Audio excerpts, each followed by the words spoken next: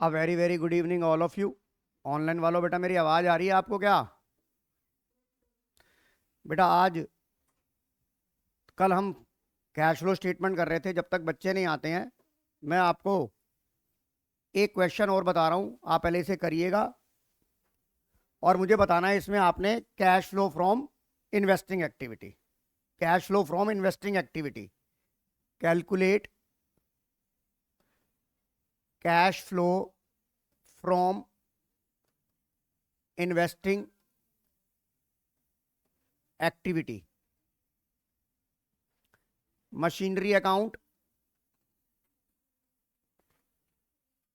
31/3/25, 31/3/24, 15 lakh, 24 lakh, accumulated depreciation, accumulated depreciation 5 lakh, 9 lakh, 10 lakh, 15 lakh, goodwill 7 lakh, 8 lakh, patents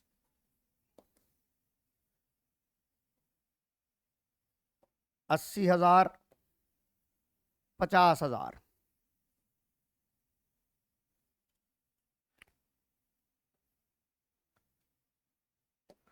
twelve percent investment, 12% investment 1 lakh, 1,50,000, additional information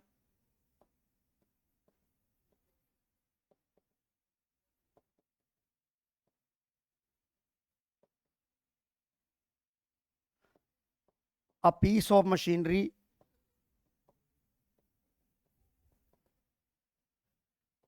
having book value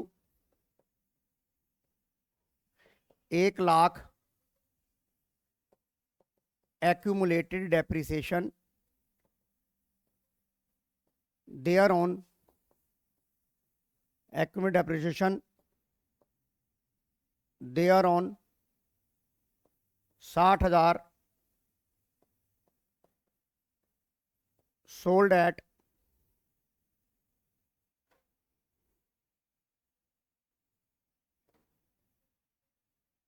70,000, 12% investment,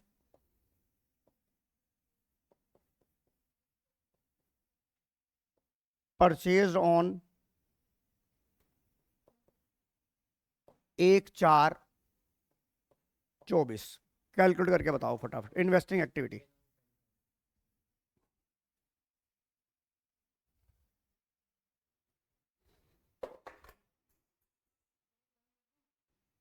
हाँ हाँ कर दे, मैं बंद करता, तू बैठ जा। कल कहाँ रह गया था समर्थ?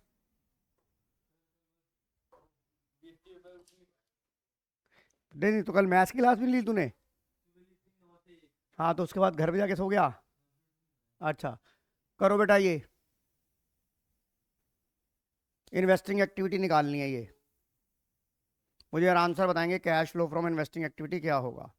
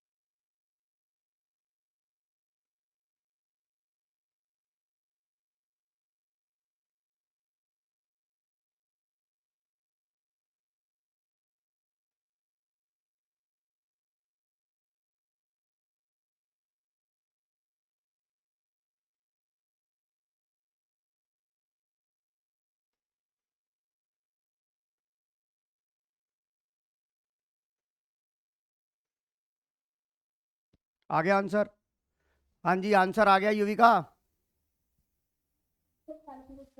करो आप।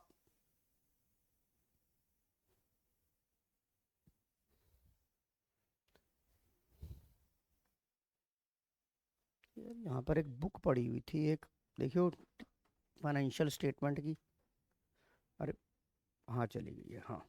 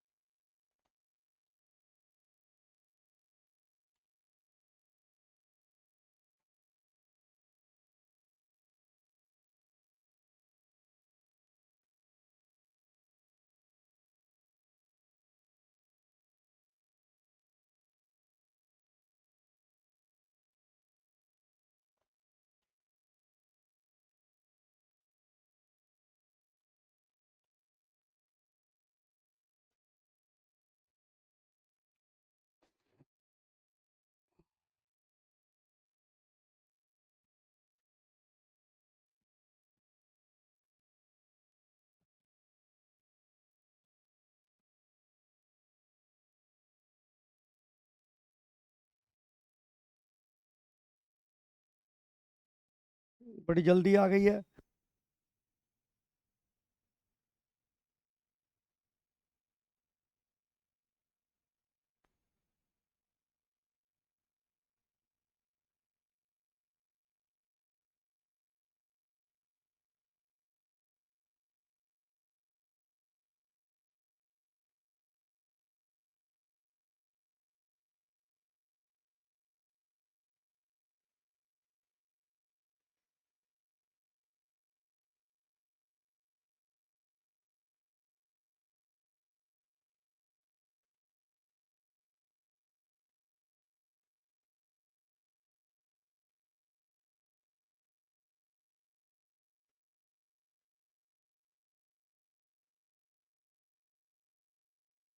बेटा जो आंसर आ रहा है वो 11,22,000 यूज आ रहा है। बताइए, ऑनलाइन में किसी का आया क्या?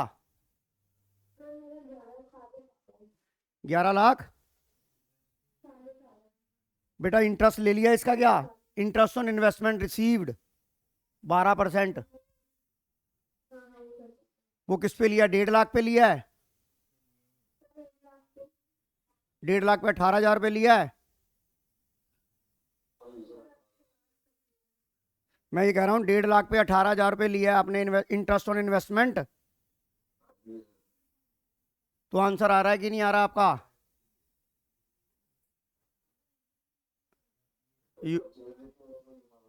हाँ जी।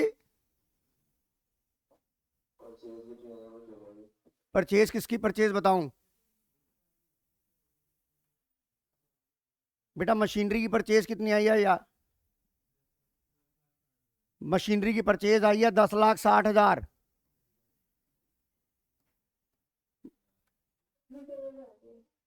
बेटा यूवी का आंसर आया कि नहीं आया? कहाँ गलती थी? अरे भाई मैं कह रहा हूँ अब बेटा ये ऐसी ऐसी गलतियां मत करो ना तुम लोग। बेटा वहां भी तो पेपर में भी तो गलती होगी, इस लेवल पर गलती माफी के लायक नहीं है। यहाँ मैं बोलता हूँ कि जहां ब्रैकेट नहीं लगाना होता वहां लगाते हो, जहां लगाना नहीं होता वहां लगा देते हो। इनफ्लो को आउटफ्लो और आउटफ्लो को इनफ्लो मत बनाओ भाई। हाँ जी समायरा कुकरेजा जी, आंसर आया कि नहीं आया आपका? नहीं आया? क्यों नहीं आया भाई? आपको यहाँ पर मशीनरी अकाउंट बनाया, एडी अकाउंट बनाया, 2BD बता कितना लिखा है, 15 लाख। और बाई CD कितना लिखा है, 24 लाख। और बाई BD कितना लिखा है यहाँ पर, 5 लाख। और यहाँ कितना लिखा है, 9 लाख। अब ये किस पे बना हुआ है, कॉस्ट पे बना हुआ है। अब यहाँ पर आपको क्या लिखा हुआ है, a piece of machinery having book value. Book value 1 lakh की थी, आपने उसे कितने में बेच दिया, 70,000 में बेच दिया, तो 30,000 का लॉस आ गया। ये तो टेंशन खत्म हुई। By bank 70,000, by loss 30,000। अब तुम्हारा ये बात बता, तुझे मैंने 50 बार तुम लोगों को समझाया है कि जो मशीन बिकी है उस पर कितना डेप्रिसिएशन लग चुका है, वो मुझे ट्रांसफर करना पड़ेगा। उस पर कितना डेप्रिसिएशन लग चुका था, ये 60,000। ये यहां से यहां जाएगा कि नहीं जाएगा, टू मशीनरी अकाउंट 60,000, और ये 60,000 यहां जाएगा कि नहीं जाएगा, राइट। अब फिर दोबारा दूसरा वेरिफिकेशन क्या होता है कि इसकी कॉस्टिंग कितनी थी। इसकी कॉस्टिंग 1 लाख रुपए के ऊपर, तेरा 60,000 का बुक वैल्यू 1,60,000 1 लाख थी, तो तुझे पता है cost is equal book value is equal to cost minus depreciation. तेरे को बुक वैल्यू दे रखी है 1 लाख रुपए की, कॉस्ट तुझे पता नहीं, इस पर डेप्रिसिएशन कितना लगा, 60,000, तो इसकी कॉस्ट 1,60,000 आनी चाहिए थी। यहां से वेरीफाई कर, तेरा 1,60 कम हो गया कि नहीं हो गया। कहाँ गलती है बता, कहाँ गलती थी। हाँ जी भैया, अच्छा अच्छा, चलो ठीक है, ठीक है सर। 25,60,000 रुपये आ गया ये समायरा। तो यहाँ पर कितना आ गया, 25,60,000 में से 15 लाख गए, 10 लाख। भाई कहाँ गलती कर रही है बता तू। अरे समझ तो आ गया, पर पेपर में तो समझ आया नहीं आया। किसका बर्थडे आज, किसका है, हैप्पी बर्थडे भाई, क्या बात है, मुझे तो धीरे धीरे सुनाई दिया। हाँ भाई हेलो, अब समझ आ गया। और यहां से क्या मिल जाएगा आपको, जो डेप्रिसिएशन ओए में ऐड होगा उसका अमाउंट कितना आ गया, 960 में से 5 गए। अरे फर्क नहीं पड़ता, मान लो ऑपरेटिंग एक्टिविटी निकालनी पड़ जाए तो 4,60,000। और कोई डाउट, आगे आंसर आ गया। अब बता समारा, आंसर मिला कि नहीं मिला तेरा, अब मिल गया। चलूं आगे। अब ये जो हमारा कल का क्वेश्चन पेंडिंग चल रहा था, उसे करो, फाइनेंसिंग एक्टिविटी का।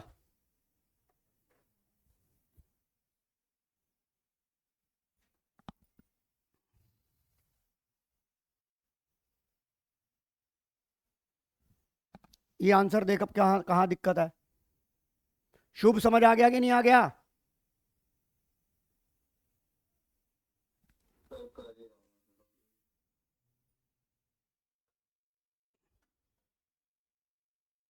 मानस, याशी, हाँ जी सर, आ गया सर। अतिशय, हाँ जी सर। आ गया समझ। ये आंसर चेक करो, कैलकुलेशन एरर है ये। आइए अब कंप्लीट कैश फ्लो का सवाल करेंगे। पहले आप इसका, दोबारा से बोल रहा हूं, थोड़ा सा बड़ा कर देता हूं मैं ये।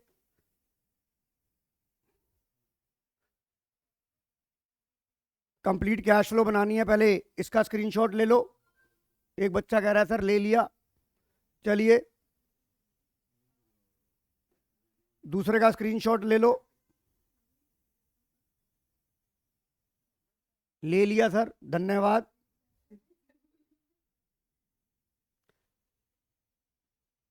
तीसरे का मैं नोट्स टू अकाउंट्स ले लिया सर। चौथा एडिशनल इंफॉर्मेशन ले लिया सर।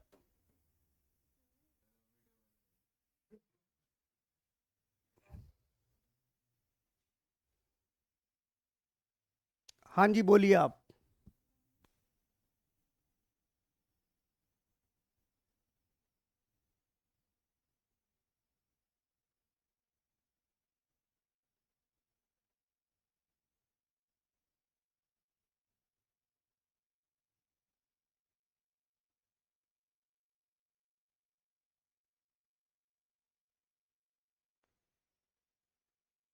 कॉन्सेप्ट आप एक चीज रखो दिमाग में, जो चीज पी एंड एल में डेबिट हुई है वो कोई सी भी हो, नॉन ऑपरेटिंग होनी चाहिए, तो वो एड बैक होगी, और वो आइटम जो पी एंड एल में क्रेडिट हुई है वो सब्ट्रैक्ट होगी। जैसे gain on sale of asset, इसमें टाइम लगेगा पर हाँ आपके सारे कॉन्सेप्ट कवर हो जाएंगे इसके अंदर।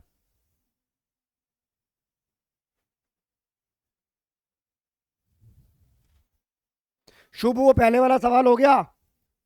युविका, आपकी 4 लाख की इन्वेस्टमेंट 2.5 लाख की हो गई, इसका मतलब आपने 1.5 लाख की बेच दी, और 1.5 लाख की इन्वेस्टमेंट आपने 20% प्रॉफिट पे बेची, तो 150 पे 20% कितना हो जाएगा? 30,000। तो वो गेन आ गया, वो नॉन करंट इन्वेस्टमेंट अकाउंट बनाओगे तो 2 गेन आ जाएगा, और बाय बैंक आ जाएगा बाय 1,80,000, और जो बैंक आया वो आपका सेल हुआ, वो इन्वेस्टिंग एक्टिविटी में इनफ्लो हो जाएगा। समझ आ रहा है बेटा पुण्या? यशस्व, समझ आ रहा है कि नहीं आ रहा? हाँ सर। लीजिए, मैं स्क्रीन पर आपको आंसर दिखा रहा हूं।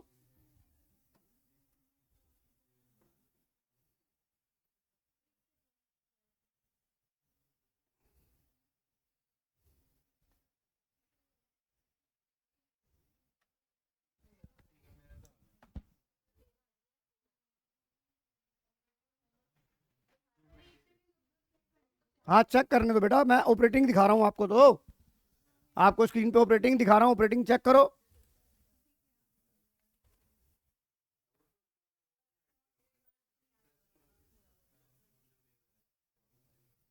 बैंक लोन जो पे होगा वो तो फाइनेंसिंग में होगा। इंटरेस्ट इंटरेस्ट ऐड होगा, हाँ। चलें आगे, चलें युविका, शिवांश, मानस, लक्षिता। Yes sir. किसी का कहाँ गलती थी? समर्थ, कहाँ गलती थी बेटा? बेटा वो तो होगा ना बोरिंग का, जैसे इंटरेस्ट ऑन डिवेंचर होता है, तो याद रखो ये चीजें। हाँ जी नंदिका बेटा, क्या नहीं समझ में आया? ट्रेडमार्क आपका कम हुआ है ना, तो वो अमोर्टाइज हो गया। अगर बढ़ जाता तो वो परचेज हो जाता, वो इन्वेस्टिंग एक्टिविटी हो जाता।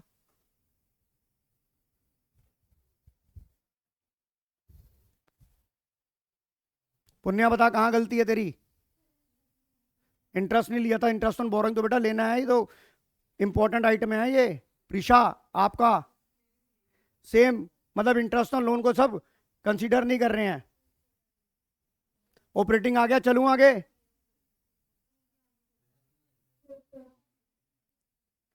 आ जाओ जरा, इन्वेस्टिंग पे भी झलक मार दो।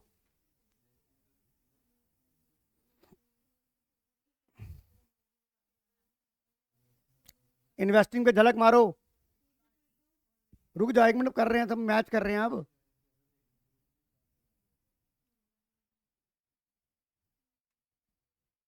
लक्षिता, इन्वेस्टिंग ऑपरेटिंग आ गई। Yes sir. मानस,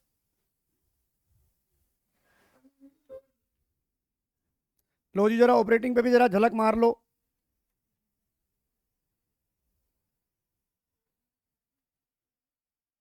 याशी, हाँ जी सर। तो ऑपरेटिंग में इंटरेस्ट लेना भूल गई। सब इंटरेस्ट लेना भूल गए, ब्याज तो अपने घर की खेती है।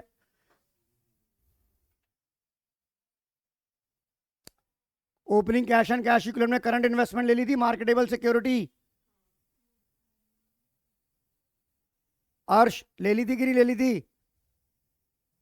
हाँ जी सर। ये नेट डिक्रीज आ गया, आयुष अग्रवाल और ध्रुव अग्रवाल, कहाँ गलती है बता? अबे भाई वहां, अरे भाई वहां 12 मिनट मिलने हैं इसके, 120 मिनट नहीं मिलेंगे।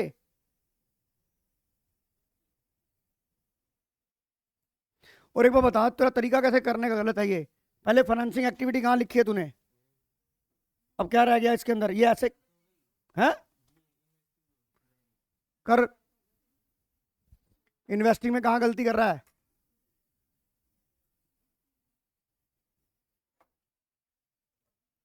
चलें आगे। बेटा ध्रुव इतनी धीरे करेगा पेपर कैसे करेगा?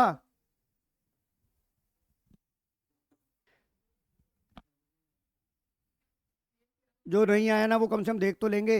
ये वाला क्वेश्चन करना है बेटा, कंप्लीट कैश फ्लो का।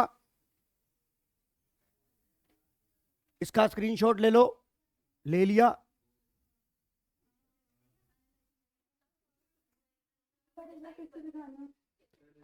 अरे बेटा 3 बार तो मैंने दिखा दिया, अब तुमने पहले नहीं लिया था क्या?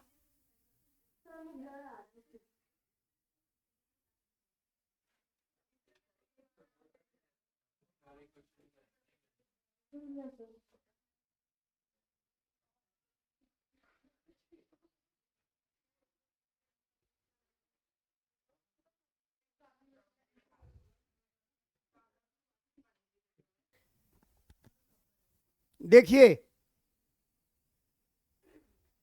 पहले हम ऑपरेटिंग एक्टिविटी की बात करते हैं, that is 1,38,000।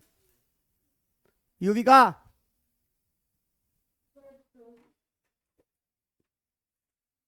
Harsh Lakshita answer आ गया ये? आइए इन्वेस्टिंग एक्टिव देखो 1,50,000 यूज्ड। तुम्हारा नहीं आ रहा तेरा तो फिर तो फोटो क्यों ले रही है?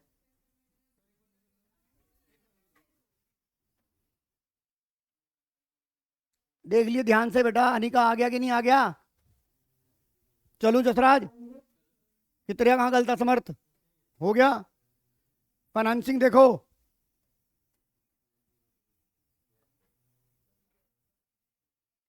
प्लांट एंड मशीनरी देखो। फाइनेंसिंग दिखा दूं दोबारा से? ये लो। कौन सा? ये लो इन्वेस्टिंग, ये लो इन्वेस्टिंग और फाइनेंसिंग दोनों अच्छे से दर्शन कर लो। जय माता दी।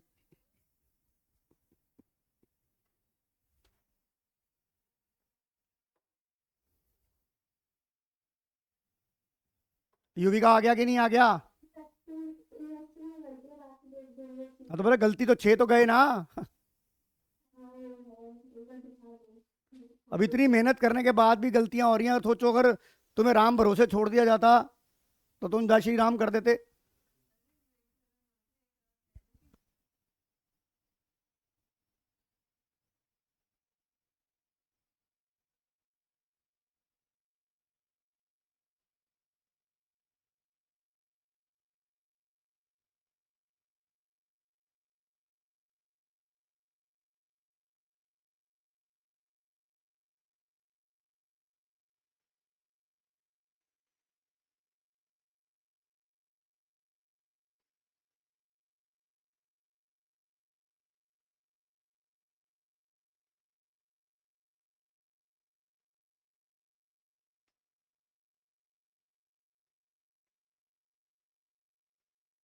पच्चीस की रात को तुम लोग 25 की रात चिल करो तुम।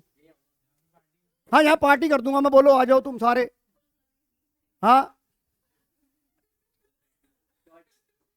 गाने गाएंगे नाचेंगे। हैं? नहीं सही कह रहा हूँ, आ जाओ आप। मैं भी यहाँ खाना वाना सब बन। अच्छा नहीं ड्रिंक तो नहीं कराऊंगा, देखो सीधी सी बात है। मोहितो पिला दूंगा तुम्हारे को।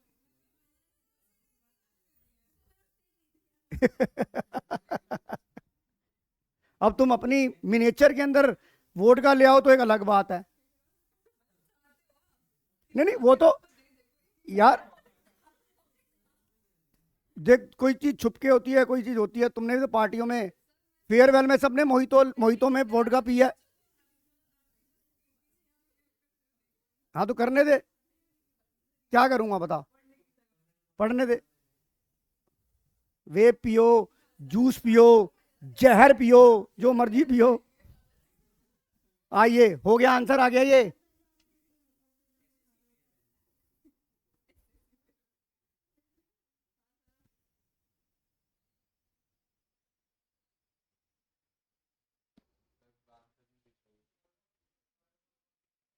अब मैं आपको 2 1 मार करके सवाल बता रहा हूं, जो है इनकम टैक्स, याद रखना ये कैपिटल गेन टैक्स और डिविडेंड डिस्ट्रीब्यूशन टैक्स। इसका फाइनेंसिंग एक्टिविटी में कौन कौन सी एक्टिविटी है? आपको पता है इनकम टैक्स पेड जो होती है वो आउटफ्लो ऑफ ऑपरेटिंग एक्टिविटी। आपने टैक्स पेड ऑपरेटिंग एक्टिविटी में माइनस करा, शिवांश यस और नो? अब कैपिटल गेन टैक्स क्या होता है बच्चों? ऐसा है जो हम एसेट बेचते हैं। मान लीजिए मैंने एक लैंड ली थी 10 लाख रुपए की और आज उस लैंड को मैंने बेच दिया 50 लाख रुपए का, तो मुझे 40 लाख रुपए का गेन हो गया। इसके ऊपर गवर्नमेंट को टैक्स देना पड़ता है जिसे हम बोलते हैं कैपिटल गेन टैक्स। एनसीईआरटी में ये दे रखा है क्लियर। आपको एनसीईआरटी में आपको मैं बताता हूँ, सीबीएसई ने भी सवाल पूछा है इसके ऊपर और आपका सीयूटी में भी सवाल पूछा गया कैपिटल गेन टैक्स कौन से टाइप की एक्टिविटी है। तो ये जब कैपिटल गेन आपका फिक्स एसेट पे लगा और एसेट कौन सी एक्टिविटी होती है? Investing activity. तो कैपिटल गेन टैक्स क्या हो जाएगा? Outflow of investing activity. Dividend distribution tax, ये शेयर्स पे लगता है डिविडेंड। डिविडेंड मतलब शेयर, और शेयर कौन सी आइटम होती है आपकी? फाइनेंसिंग। तो ये कौन सा हो गया? Outflow of financing activity. Outflow of financing activity.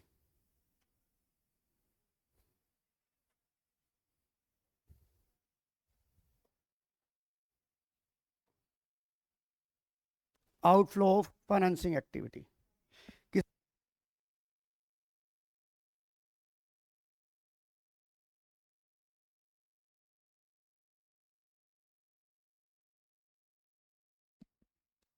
पहले बताओ ये नोट कर लिया आपने Shivansh?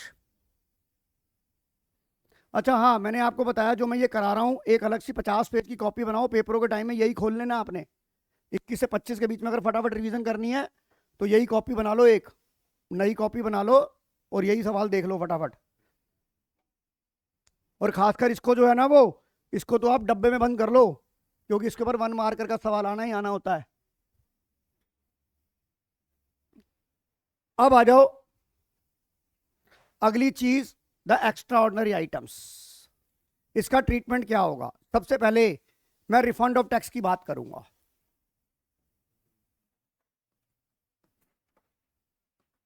Refund of tax. Refund of tax क्या होता है कि गवर्नमेंट को हम एक्स्ट्रा टैक्स पे कर देते हैं, advance tax. Advance tax government को पे किया जाता है। लॉ ये कहता है कि जिसकी टैक्स की लायबिलिटी 10,000 से ज्यादा हो, for your knowledge, sake of knowledge, की 10,000 से ज्यादा हो, एडवांस टैक्स पे करते हैं हम।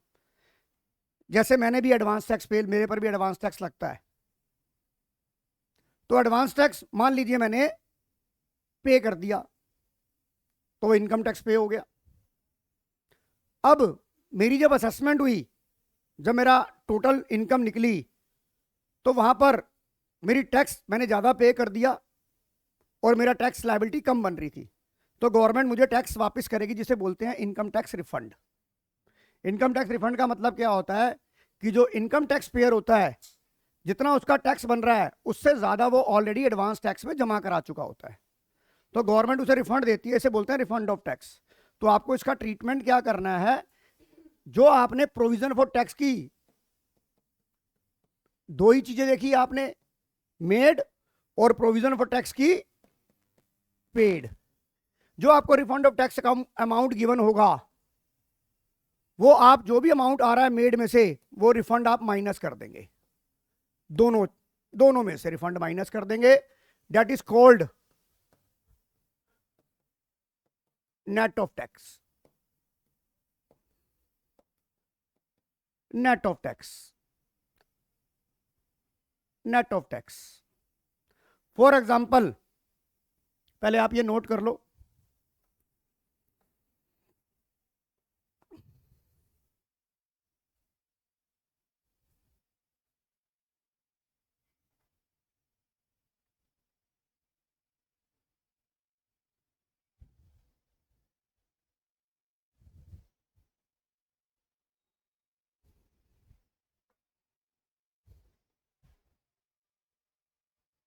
चलें आगे। वन मार्कर में आएगा ना, हैं जी, वन मार्कर में आएगा ना। बेटा 1 मार्कर में भी आ सकता है, 6 मार्कर वाले सवाल में भी आ सकता है, कोई हार्ड एंड फास्ट नहीं। वैसे आना चाहिए 1 मार्कर में। अगर ऑपरेटिंग एक्टिविटी का सवाल आ गया तो उसमें आ जाएगा।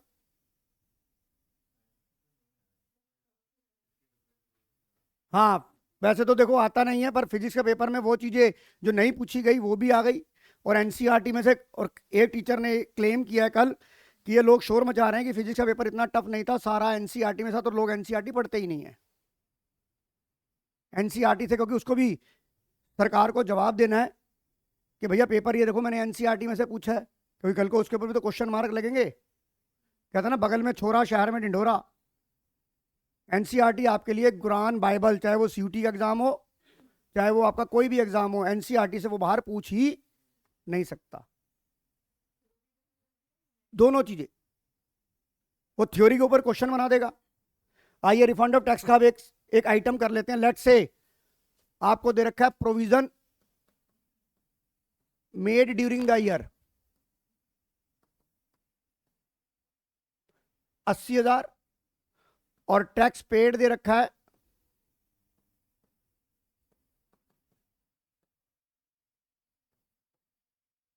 55,000 और आपको दे रखा है इनकम टैक्स रिफंड 3,000। अब आप इसका ट्रीटमेंट कैसे करेंगे? How to show provision for tax in cash flow statement, क्या ट्रीटमेंट होगा? तो आपका जो प्रोविजन मेड होगा ये किसका पार्ट होता है बेटा? प्रॉफिट आफ्टर टैक्स का पार्ट होता है। यहां पर आप लिखोगे प्रोविजन मेड, आपने मेड कितना था? 80,000 था, इसमें रिफंड माइनस कर दोगे तो कितना आ जाएगा? 77,000। और जहां आप ऑपरेटिंग की बेसमेंट में टैक्स पेड माइनस करते हो तो टैक्स पेड भी कितना आ जाएगा? 55 माइनस 3,000 दैट इज 52,000। समझ आ गया कि नहीं आ गया? लक्षिता अब आ जाओ एक्स्ट्रा ऑर्डिनरी आइटम की। जैसे कि आपने यहां पर जब मैंने कैश फ्लो शुरू किया था तो आपको याद है कि मैंने एक पी एंड एल जो बेस बनाया था वो पी एंड एल अकाउंट बनाया था नहीं बनाया था? और यहां पर मैंने नॉन ऑपरेटिंग आइटम जैसे डेप्रिसिएशन था उसको ऐड बैक क्यों किया था? क्योंकि मैं नॉन कैश में डेप्रिसिएशन नॉन कैश एक्सपेंस होता है, interest on loan non operating item होता है, तो एडजस्टमेंट फॉर नॉन कैश किया था। पर इस पी एंड एल के अंदर आपको पता है एक्स्ट्रा ऑर्डिनरी आइटम भी आती है। जैसे कि आपको क्लेम मिला, मान लो लॉस बाय फायर हो गया। अब लॉस बाय फायर मैंने यहां लिखा, लॉस बाय फायर एक लिखा आपको गुड्स का, एक लिखा लॉस बाय फायर मशीनरी का, राइट? लॉस बाय फायर एक लिखा स्टॉक का गुड्स का और एक लिखा मशीनरी का। एक आपका गुड्स है और एक आपकी मशीनरी है। अब आपने दोनों ये इंश्योरेंस करा रखे थे, आपने दोनों ये इंश्योरेंस करा रखे थे, तो आपको क्लेम मिलेगा। इंश्योरेंस में क्लेम मिला किसके ऊपर? गुड्स के ऊपर। लेट से आपको 30,000 ही क्लेम मिल गया और मशीनरी के ऊपर आपको क्लेम रिसीव हुआ 20,000 रुपए। तो this type of item is called extra ordinary item. Extra ordinary item. अब यहां पर इसको कैसे दिखाया जाएगा कैश फ्लो के अंदर? आप जब पैट बनाते हैं, पैट से शुरू करते हैं। जब आपने पैट बनाया तो आपने स्टेटमेंट ऑफ सरप्लस का ओपनिंग और क्लोजिंग बैलेंस लिया, तो आपको ये इसके दो ट्रीटमेंट होंगे। इसका इफेक्ट जीरो होता है, इसका इफेक्ट जीरो होता है हर चीज का। तो आप ये बताओ, ये जो आपके पी एंड एल में क्रेडिट हो रहे हैं, ये पी एंड एल में क्रेडिट हो रहे हैं कि नहीं हो रही है? तो आप इसे यहां से क्या कर दोगे? नहीं, वहां से आप क्या करोगे? माइनस कर दोगे। प्रॉफिट आफ्टर टैक्स में जो पी एंड एल में क्रेडिट हो रहे हैं उसे आप क्या करोगे, माइनस कर दोगे। यस और नो? एक्स्ट्रा ऑर्डिनरी आइटम में क्लेम को क्या कर दोगे, माइनस कर दोगे।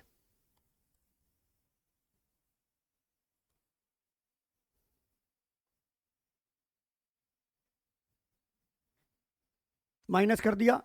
और जो ये वाली आइटम है समायरा, जो पी एंड एल में डेबिट हो रहे हैं, उसे क्या करोगे, प्लस कर दोगे।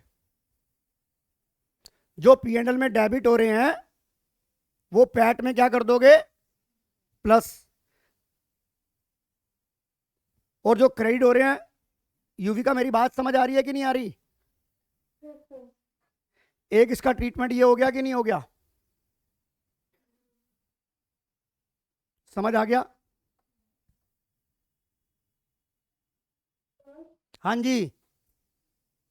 अगर क्लेम कम मिला होता तो यार बेटा सीधी सी बात है, हम प्लस, जो प्लस क्लेम फालतू मिले, कम मिले, आपको सीधी सी बात है, जो क्रेडिट हुआ है वो माइनस कर दिया, और जो ये हुआ वो प्लस कर दिया, अपने आप वो डिफरेंस ले लेगा यार, आपको उसका स्ट्रेस नहीं लेना। एग्री? अब that is your extra ordinary item. Extra ordinary item समझ में आ रही है कि नहीं आ रही? अब जब आप नीचे, या ये बात, ये ट्रीटमेंट समझ आ गया, ये ट्रीटमेंट समझ आ गया। अब आप ये निकालते हो, cash generated from operation less provision for tax, या तो प्रीवियस ईयर वाला होता है या पेड वाला होता है। होता है कि नहीं होता किसी का? होता है कि नहीं होता? अब यहां पर आपको सिर्फ इतना याद रखना है, ये चीज समझ आ गई कि नहीं आ गई? ये चीज समझ आ गई। बट जब आप यहां cash generated operation provision for tax लेते हैं, यहां पर कौन सी एक्स्ट्रा ऑर्डिनरी आइटम और क्लेम प्लस माइनस होगा? जो डिसीजन होगा उसका उल्टा हो जाएगा। जैसे मान लीजिए आपने यहां पर जो आपने पैट में जो क्रेडिट किया था उसे क्या किया था, माइनस, और जो डेबिट किया था उसे क्या किया था, प्लस। अब नीचे इसका उल्टा हो जाएगा, यानी कि जो आपका पी एंड एल में क्रेडिट हुआ है वो क्या हो जाएगा, प्लस। एग्री कर रही है ये? पर यहां पर एक बात याद रखनी है कि हम कौन सी एक्टिविटी, ये कैश जनरेटेड फ्रॉम ऑपरेशन कौन सी एक्टिविटी होती है, ऑपरेटिंग एक्टिविटी होती है कि नहीं होती?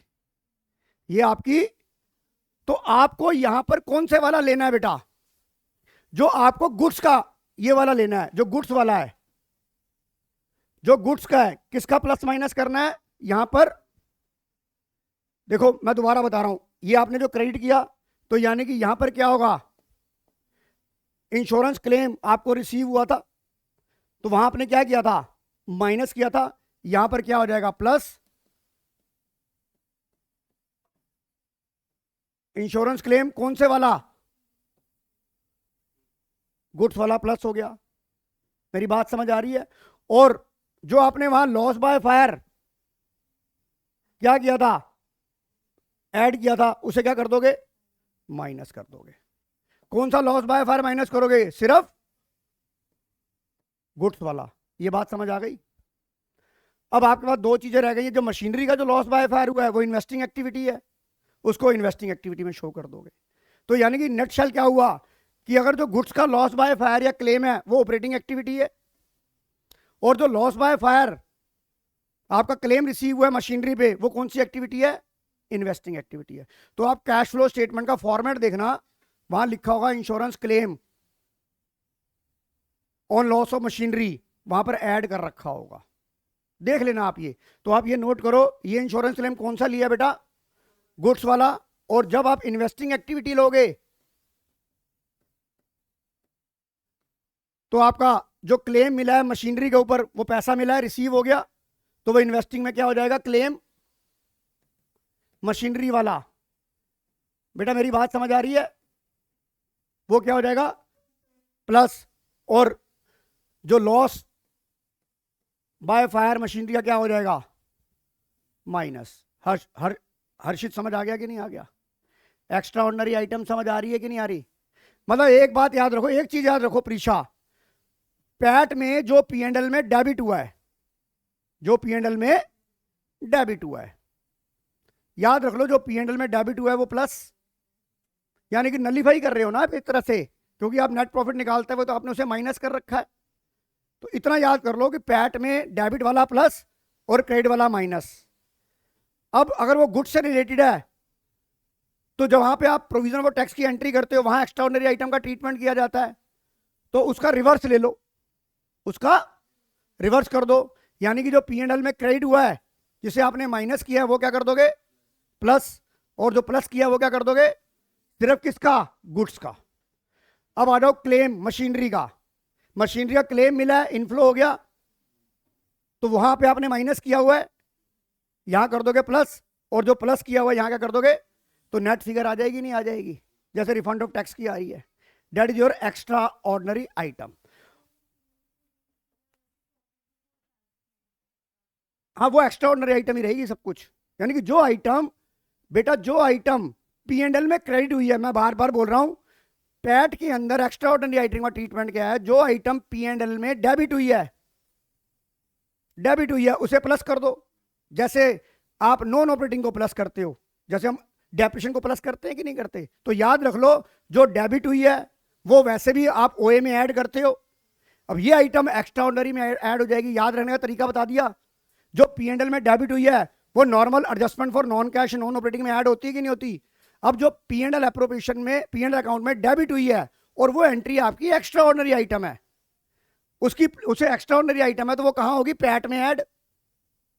और जो क्रेडिट हुई है, जैसे gain on sale of asset आपकी माइनस होती है, तो यहां पर भी माइनस होगी। और नीचे जाके गुड्स का इसका रिवर्स कर दो, जैसे हम वहां पर करते हैं। आपको याद होगा जब हम चेंज इन PSR का चैप्टर पढ़ते हैं, तो अगर आपका statement of net effect positive आता है तो एंट्री होती है गेनिंग टू सैक्रिफाइस, और अगर statement of net effect negative आ जाता है तो एंट्री रिवर्स हो जाती है। देखो इसी बहाने ये भी याद हो गया कि नहीं हो गया? आपको उस चीज से इंटरलेट कर देना है। Adjustment for non cash add होती है तो जो P&L अकाउंट के अंदर आपकी extra ordinary item loss by fire, claim, loss by fire आपका माइनस हुआ है ऐड कर दो, रिसीव हुआ है उसे माइनस कर दो, नीचे जाके उल्टा कर दो। इसके ऊपर भी सवाल कराता हूं, मेरी बात यहां तक समझ आ गई? और दूसरी एक्स्ट्रा ऑर्डिनरी आइटम मैं बता रहा हूं आपको, buyback of shares. Buyback of shares, इसके ऊपर 1 मार्कर का सवाल आ सकता है। बायबैक ऑफ शेयर किस टाइप की एक्टिविटी होती है? फाइनेंसिंग एक्टिविटी होती है। तो आप ये बताओ, बायबैक ऑफ शेयर से फाइनेंसिंग आउटफ्लो होता है या इनफ्लो होता है?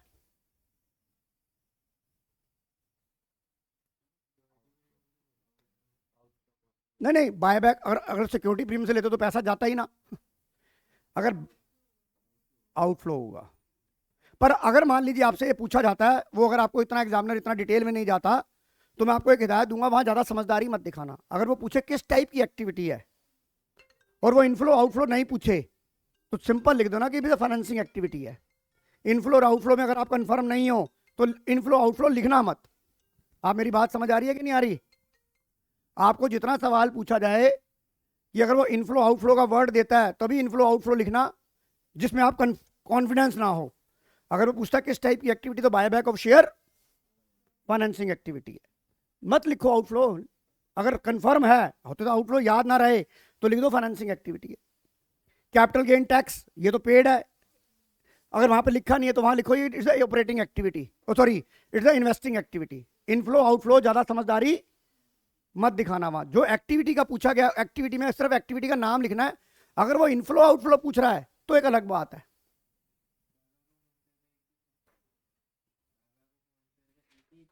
हाँ, financing activity, this is extra ordinary item. Actually क्या है यार, ये तुम्हारे सिलेबस का पार्ट नहीं है। क्या चीज?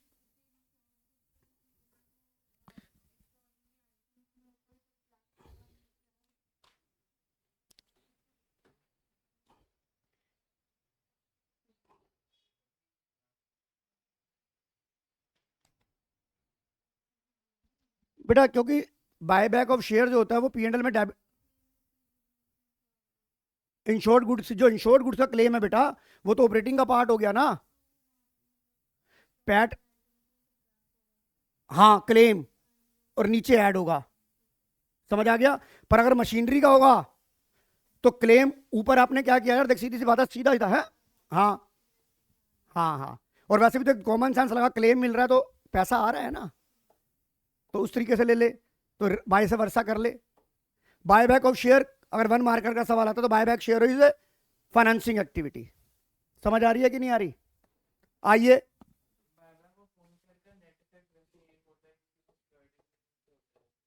नहीं नहीं, बाय बैक ऑफ शेयर बेटा सिक्योरिटी प्रीमियम से भी हो सकता है, बट हमारे को इसका ट्रीटमेंट, इसकी जो क्या कहते हैं कैलकुलेशन, वो नहीं पूछेगी, सिर्फ थियोरेटिकल में पूछा जा सकता है ये सिर्फ बस। बायबैक ऑफ शेयर आपका उसमें, बायबैक ऑफ शेयर अपने आप में एक चैप्टर है हर्षित, जो आप कंपनी अकाउंट्स में जाके पढ़ेंगे, यहाँ तो उसका रोल ही नहीं है ना। बायबैक का क्या प्रोसीजर है, एसपीआर से यूज होना है, कैपिटल किससे यूज होना है, वो एक अलग मैटर है। वो आप सिर्फ इतना याद रखो, buyback of share is the extra ordinary item for financing activity. और दो आइटमें और भी होती हैं, वॉलंटरी रिटायरमेंट। आप ग्रेवाल साहब की बुक पकड़ना, वहां पे 3 एक्स्ट्रा ऑर्डिनरी आइटम लिखी गई हैं, 3। हाँ, ऑपरेटिंग में 3 है, और एक फाइनेंसिंग और एक इन्वेस्टिंग है। अर्थक्वेक वाला आप उसमें से अगली क्लास में मैं पूरा नोट ही बना लाऊंगा इसके ऊपर, कि अगर वन मार्केट का सवाल अगर आ जाता है तो क्या है वो। राइट, चलें आगे। अब बेटा प्रिमिनरी एक्सपेंसेस भी क्या होता है, इसका इफेक्ट 0 होता है।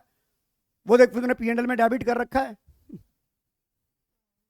ऐड हो जाएगा, और नीचे जहां पर तूने प्रॉफिट वो cash generated from operation provision for tax लिखा है, वहां माइनस हो जाएगा, तो इफेक्ट 0 पैट में ही होगा, सारी आइटमें पैट में होंगी।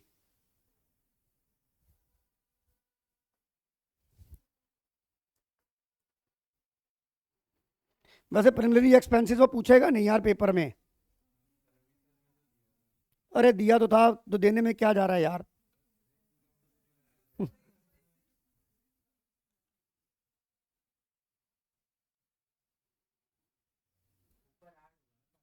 हाँ,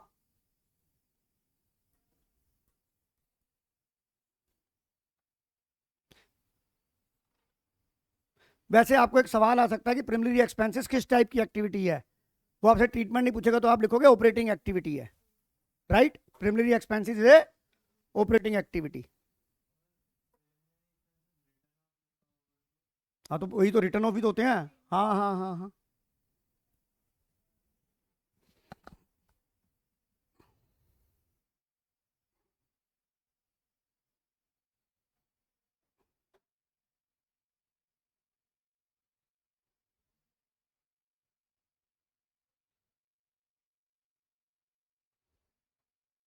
सर वॉलंटरी रिटायरमेंट का क्या ट्रीटमेंट है?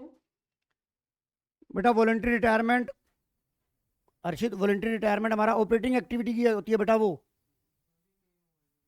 अरे वो सिर्फ यार बस वही वही पूछा जाएगा कि आपका ये एक्टिविटी कौन सी है बस। अब जैसे एक चीज बता, जब हम बैलेंस शीट पढ़ते हैं तो वहां पे आप डेफर टैक्स एसेट और डेफर टैक्स लायबिलिटी पढ़ते हो, तो उसका कभी भी उसने साफ लिखा गया सर्कुलर के अंदर कि हम इसका ट्रीटमेंट सिर्फ आपको उसका आइटम पूछ सकते हैं कि कहाँ होगा, अदरवाइज का कोई अकाउंटिंग ट्रीटमेंट हम नहीं पूछेंगे, इज नॉट इवेल्युएटेड लिखा हुआ है वहाँ। हाँ हाँ हाँ।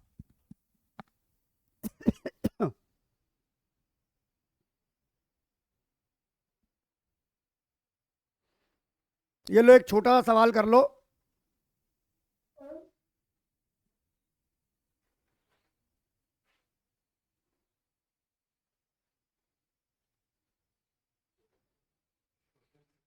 हाँ, छोटा सा ही तो है ये, जो पूरा आ गया स्क्रीन पे।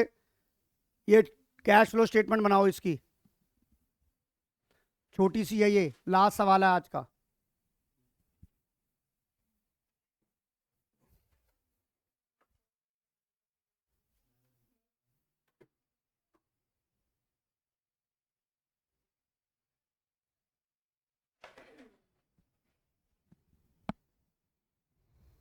आज कैश फ्लो खत्म, कल हम करेंगे बेटा, क्या चाहते हो बताओ मेजर है, कैपिटल एडजस्टमेंट।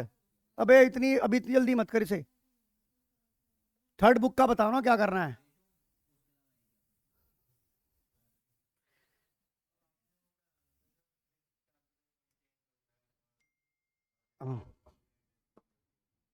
यार मैं सोच रहा हूँ पार्टनरशिप का कराता हूँ वो भी मैं।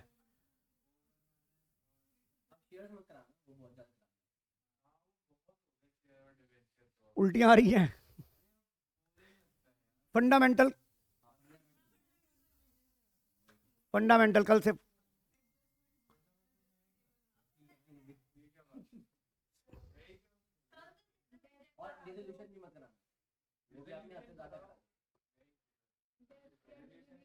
नहीं नहीं, मैं पता है देख बच्चे नहीं डेथ कराऊंगा 21 से 26 के बीच में, क्योंकि आए तो है नहीं, डेथ में सबकी डेथ हुई पड़ी रहती है। अरे नहीं बता, उनका कुछ तो पास होने लायक तो उन्हें कराऊंगा ना। चलो ठीक है। तो मैं लेने गया अभी तक। हेलो।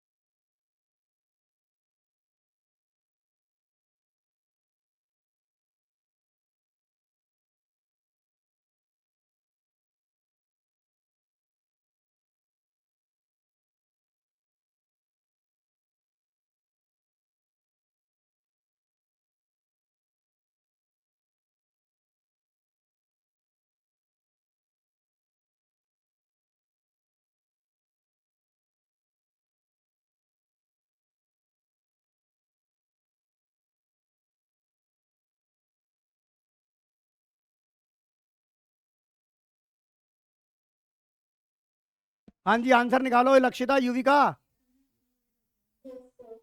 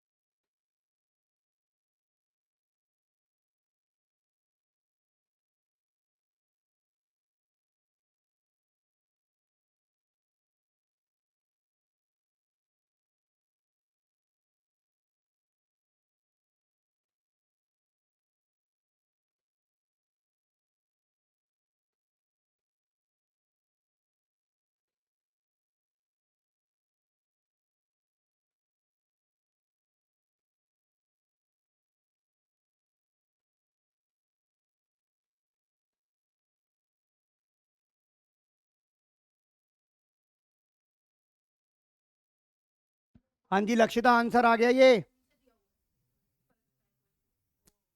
हाँ सर। वैसे तो इसमें एक चीज पूछनी थी। हाँ जी बोलो बेटा। इसमें डिबेंचर है। देख, इंटरेस्ट ऑन डिबेंचर को बेटा या तो 6 लाख पे आपने नए डिबेंचर 1 जुलाई को इशू किए हैं, हाँ जी। 6 लाख पे लगा दे 3 महीने का, उसके बाद 9 लाख पे लगा दे 9 महीने का। या एक काम कर, 6 लाख पे पूरे साल का लगा दे, 9 लाख पे 9 महीने का लगा दे, बात तो एक ही है। हाँ मैंने ऐसे ही करा 6 लाख से पूरा और 9 लाख से पूरी। हाँ तो ठीक है, वो भी आंसर दिखाऊं अब। हाँ सर।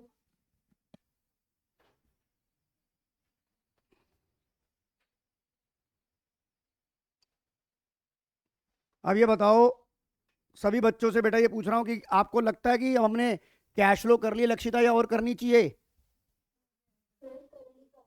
काफी कर ली ना। किशिका जी क्या रिव्यू है आपका?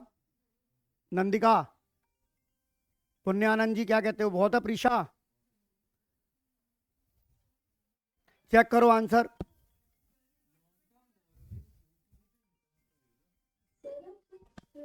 एक्सपेंसेस का क्या बोल रहे थे ऑपरेटिंग में, वो क्या होगा?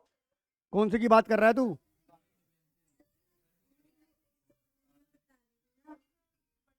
एक्स्ट्रा ऑर्डिनरी बता रहा था, हाँ। क्या कह रहे हो आप? एक्सपेंसेस का क्या? तो बेटा प्राइमरी एक्सपेंसेस ऑपरेटिंग में ही ऐड हो जाती है, ऑपरेटिंग में ही माइनस हो जाती है। इसी में माइनस आ जाती है। हाँ, ऑपरेटिंग में मतलब कहने का मतलब है पैट में ऐड कर दो और नीचे जहाँ कैश जनरेटिव ऑपरेशन है वहां माइनस कर दो। ठीक है। अब इसका आंसर देखो, ऑपरेटिंग आ गया आंसर समर्थ। उसके बाद इन्वेस्टिंग चेक करो,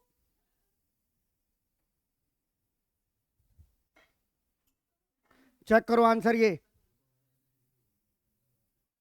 लक्षिता यूवी का चेक करो।